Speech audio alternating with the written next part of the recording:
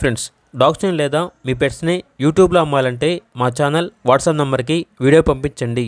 అలాగే మన ఛానల్ని ఇంకా సబ్స్క్రైబ్ చేయకపోతే వెంటనే సబ్స్క్రైబ్ చేసి పక్కన ఉన్న బెల్ ఐకాన్ని యాక్టివేట్ చేయండి. Friends, let's start the video.